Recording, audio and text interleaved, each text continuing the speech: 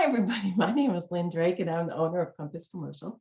And today I'm really excited to be sharing with you Beau Beery.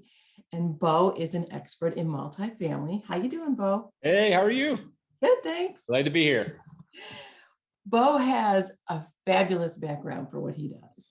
First of all, he has his undergraduate from the University of Florida in marketing, which is a great tool to have when you're in our business. He's got a master's degree from the University of Florida in real estate. You don't see that very often. And then he also has a CCIM, which is a very difficult designation, and very few people go for it. I got to give a shout out to University of Florida. There was, it just came out today on LinkedIn that master's in real estate program at UF that I did back in 2002 is now the #1 master's program in the world. Really? Yeah. Oh, that's great. I didn't know that. Yeah, pretty amazing. So Beau started his career working for Trammell Crow Residential, where he showed multifamily properties to people. And then he moved to work with a developer, and the developer did some multifamily and a lot of other things. And he learned how office retail, industrial, office retail, right, how it all works. But then after a while, he decided that his passion was with multifamily. So he moved into the multifamily exclusively, and he ended up purchasing a franchise from Coldwell Banker. And he was there for a long time. And he was in the state of Florida, their #1 agent for Coldwell Banker. Nationally, this was over a long period of time. Nationally, he was in the top 3 agents for the entire franchise, which is 40 locations. And 40 countries. 40 countries. Yeah. And he was the overall agent for all Coldwell Banker. So, I mean, that's quite a background that not many people can begin to even come close to. So he's definitely an expert. And then he took his expertise and he actually developed a book. And he wrote a book called Multifamily Investors Who Dominate. And he also has a YouTube channel. And I started watching it, and it's fabulous. It's called Beau Knows Multifamily. So I strongly recommend that you look him up. Okay. Let's get to, and now he owns a company called Beau Beery Multifamily Advisors. Multifamily Advisors. And I wanted to clarify my rankings with Coldwell Banker Commercial. So Coldwell Banker Commercial is actually a separate entity from Coldwell Banker. I actually owned both franchises, but my rankings were on the commercial side. Oh, okay. Like that makes a difference. Just in case someone calls up and says, I've never heard of Beau at Coldwell Banker, they would be right. Well, then they're definitely wrong. Okay. So thank you for joining me today, Beau. And let's get started. Sure. Can you start by sharing with us the type of investors you typically work with? Yeah, I broker anything over 10 units. That's my niche. And if you look at a bell curve, most of my transactions are between 20 and 175 units. Sometimes I'll go smaller, sometimes I'll go bigger. And so what that translates into is, from, let's call it the mom and pop investor who probably owns a couple of assets and they're buying the next 30-unit deal, up to medium and large size partnerships and syndications. That's who I mostly work with. I don't work with real estate investment trust much, national companies. It's sort of that, like I said, mom and pop to a pretty damn good size syndication who usually owns up to about 8,000 or 10,000 units. Okay, great. With so many people in commercial real estate, how does an investor find a qualified agent to represent them when they're looking to purchase? Timely question. I actually just did a poll on LinkedIn about a month ago and asked all of my investors what was the #1 trait or traits they looked for when hiring an investment sale broker. And I came up with 4 choices. The 4th choice was almost by accident, but the 4 I came up with was #1, I put down experience as a choice for them to choose from, number of years in the business. I put down sales volume, right? Actually, actual sales transactions. The 3rd thing I put down was the brokerage size. Were you an independent like me? Do you choose, a CB Richard Ellis, a Marcus Millichap, a huge national, a Compass, and then I couldn't really come up with a 4th one. So I'm like, let me stick in likability and reachability, right? The ability to actually reach the agent when you need them. And I Right. put that poll out there for a week, got a bunch of replies, enough to have enough data. And 51% of respondents said reachability and likability was the number one thing they look for in an agent. Mm-hmm. So I think in investment sales, most investors, when you get into the multifamily field, they already feel like you probably are already pretty good at sales and have good sales volume and have experience, or you wouldn't be in that industry. And so what folks are looking for is people who they can work with, people who they want to take phone calls from and enjoy working with, because the multifamily industry, any investment sale business, there's a lot of time involved in doing transactions. And the worst thing is hanging out with someone you don't want to be hanging out with. So I think that's your first choice. And of course, sales volume was second. That was 32% of the vote.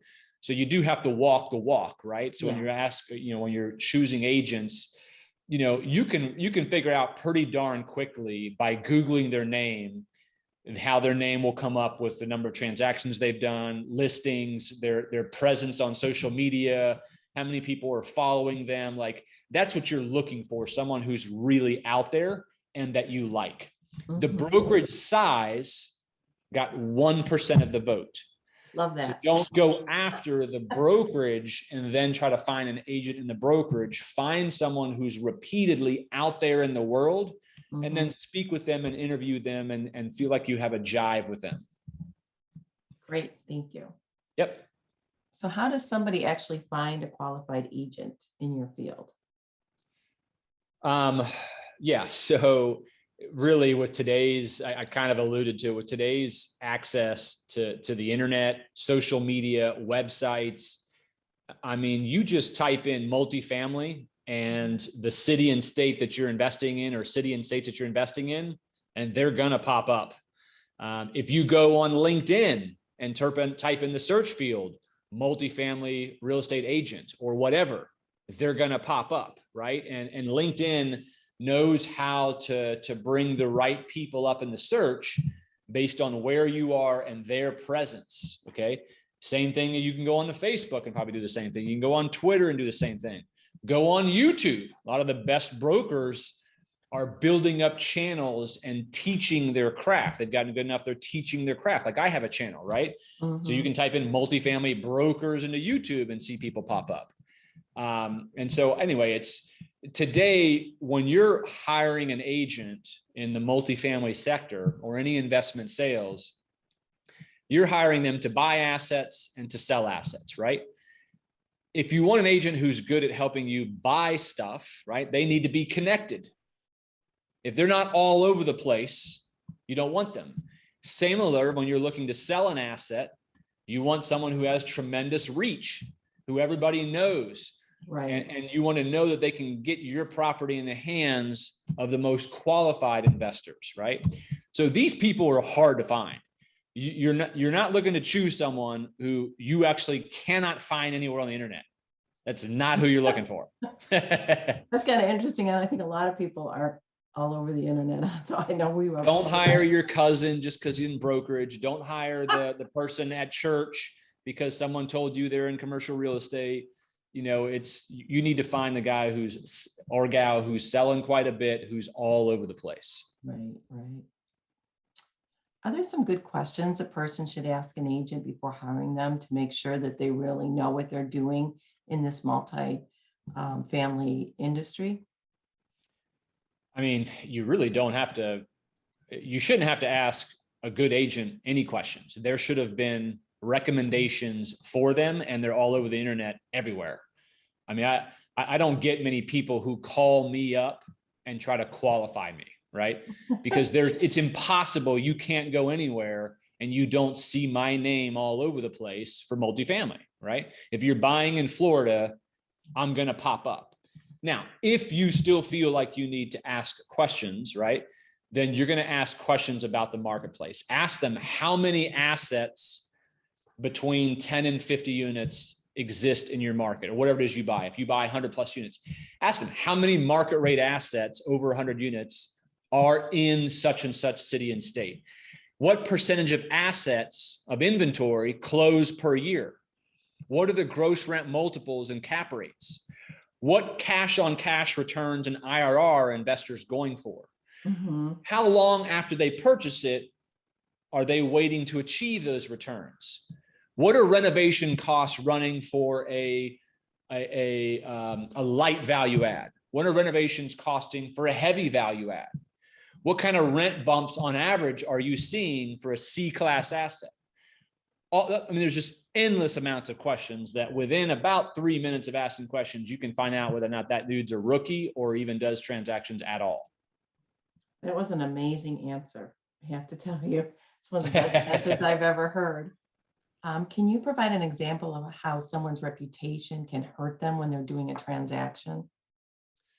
Yeah, there's a whole number of them, right? I mean, my book right here, Multifamily Investors Who Dominate, is all about two things. Number one, reputation. Number two, networking with brokers so the brokers fall in love with you to send them listings.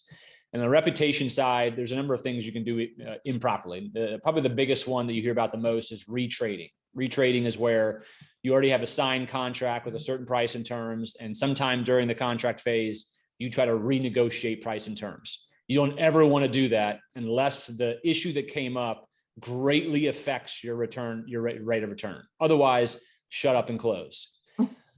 Other things is, when you're on site, walking the asset for the first time, deciding whether or not you want to turn an offer, downplaying the asset, talking bad about it, making poor remarks in front of the property managers and the maintenance personnel. When you turn in an offer and the seller sends you back a red line, or excuse me, when you turn in an offer, you're turning in terms that are completely out of the norm. Yeah. Right.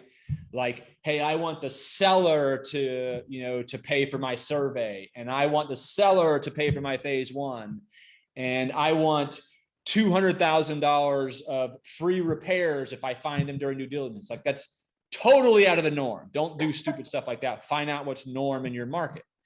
Other things are, if the seller provides the contract, for instance, if you won the letter of intent, sometimes sellers want to be the ones who provide the contract, not you. Mm-hmm. If they provide you a contract, try not to redline the entire document ad nauseum. Choose the most important points, right? Because what do we all do when we get a first contract at first? The first thing we do is we actually go through all the pages to see how many red lines there are. And intellectually, the brain says is you don't even read the terms. You're just looking at you look at 20 pages of red lines and you're like, you already hate this human being. So we go back to the top of the PSA and then we start pissed off, right? Yeah. So the number of red lines is a big, big deal. In other words, if the word purchase, it has a small lowercase on the P, don't go through the whole document and make it a capital P to be technically correct. It's stupid because you've now triggered the brain.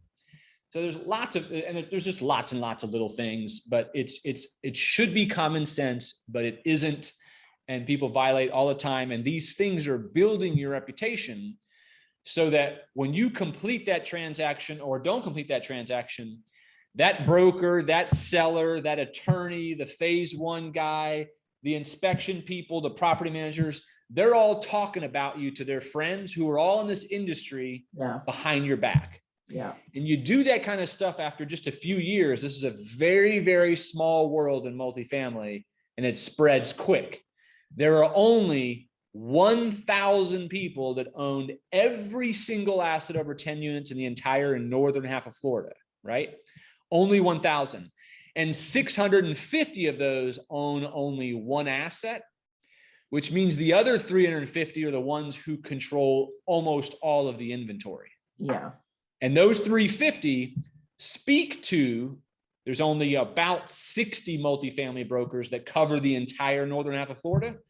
So there's basically 410 people that control your entire world.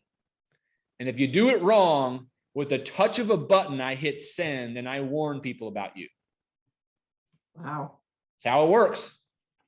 I just had an investor that I wasn't even involved in their transaction called me 2 weeks ago to tell me about what his seller did to him after closing, basically took all of the inventory from maintenance closets and other stuff that should have stayed.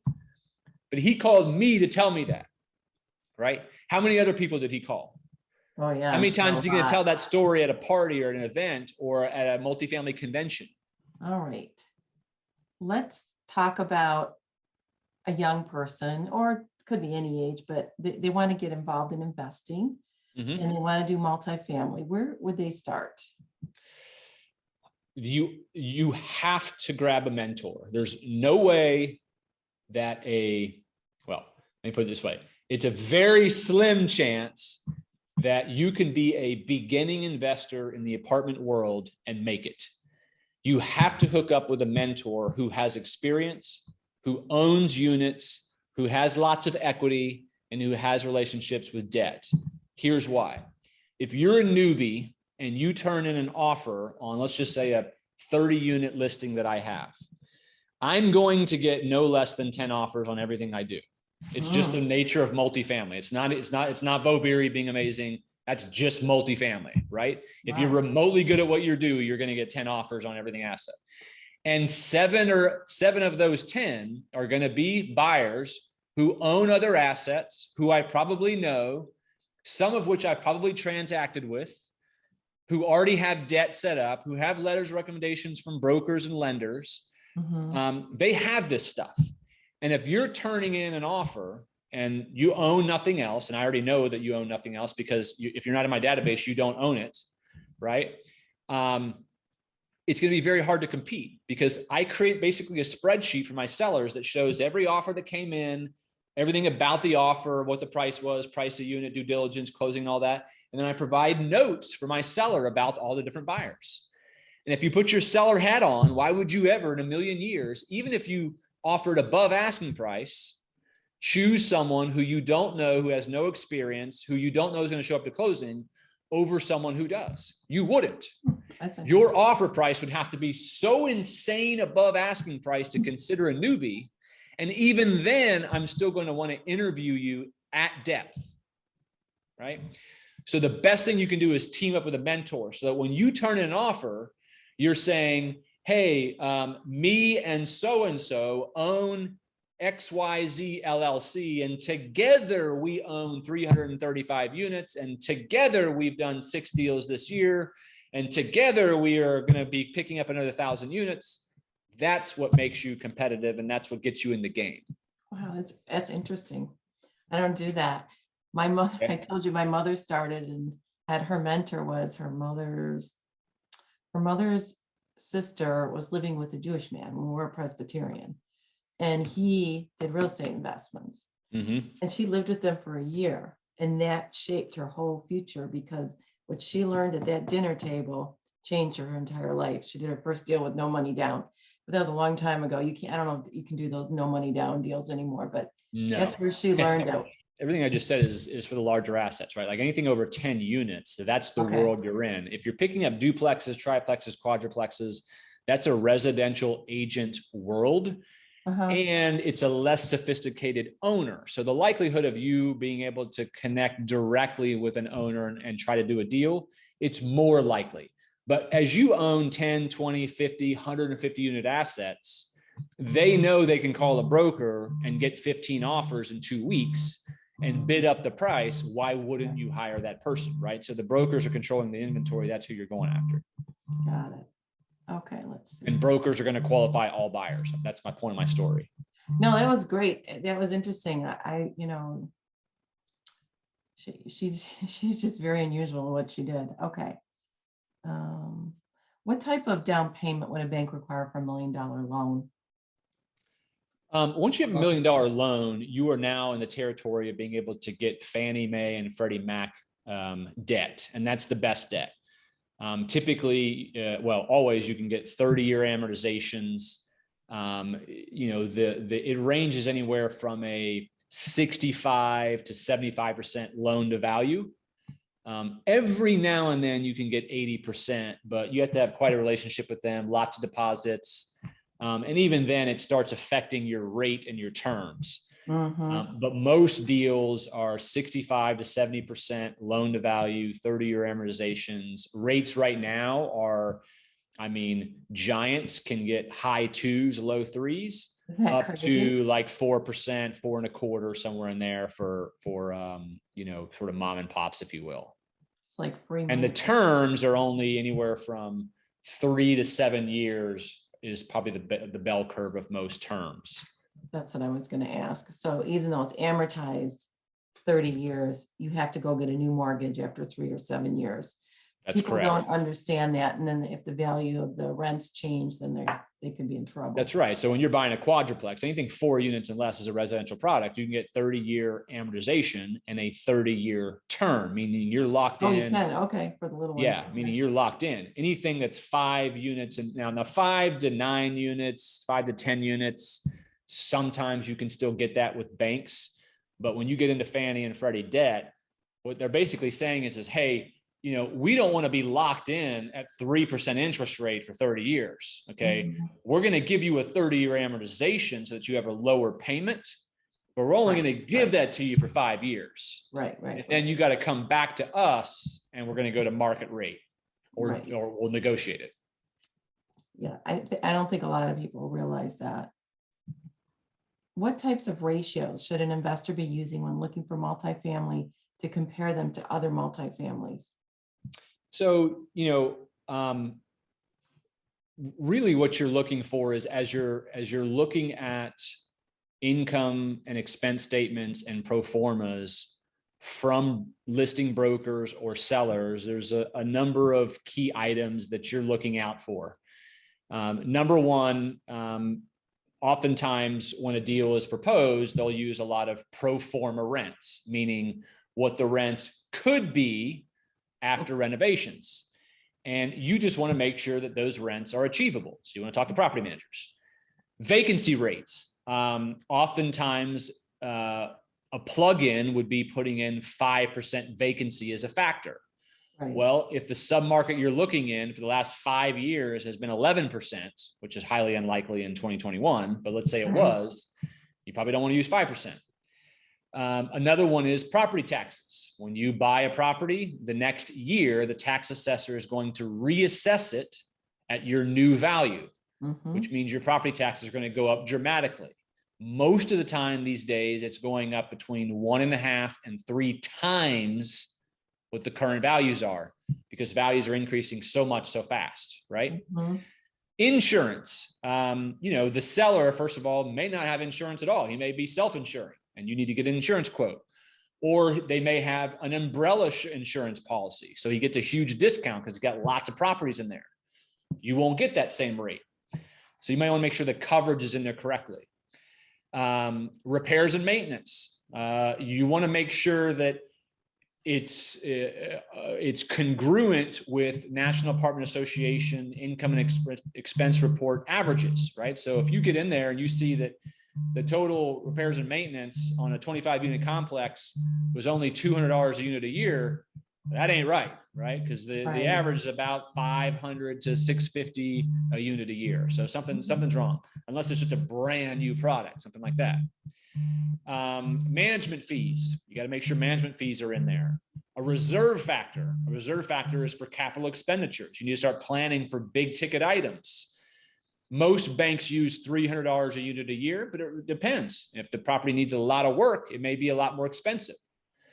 So that's just a few items, and we can go into lots of expense items, but those are the key ones that can really sway the value of a property depending on what's in there.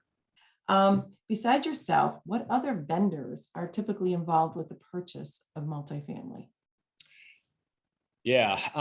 So in multifamily, because there's so many units at one site in comparison to, say, a house or a duplex or a quadruplex.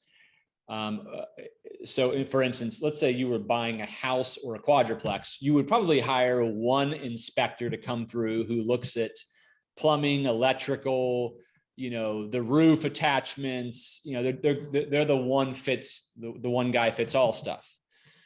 When you're buying a 100-unit asset, typically you're bringing in an electrician, a plumber, an HVAC guy, a termite guy. You're bringing in a mold guy if you need to. You're bringing in the pool inspector.